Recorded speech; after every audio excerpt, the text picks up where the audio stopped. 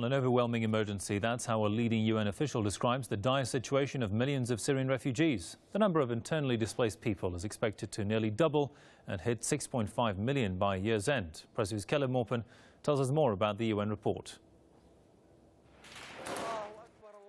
As fighting continues between foreign-backed insurgents and the Syrian government forces, over 3 million people have become refugees and fled to the 5 countries surrounding Syria.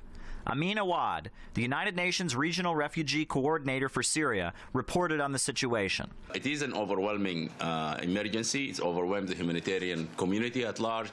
It overwhelms the local population and the governments that are receiving them.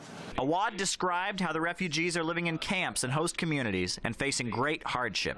15% of them are living in camps. 70%, 85% of those refugees are in host communities. There is, of course, an incredible strain and impact on the host communities themselves.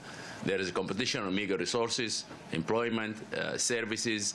Among those who have fled Syria because of the ongoing conflict are many women and children who live in constant danger and insecurity. And there are so many issues that are surrounding the presence of women in camps and in host communities. Their vulnerability is very clear. There are issues or threats of sexual gender-based violence. There are also trauma among the children because of the stress and the lack of livelihood and the helplessness of many of the families. There is a lot of domestic violence, and the list is long. The weather conditions of the winter season have caused even more difficulties for the refugees.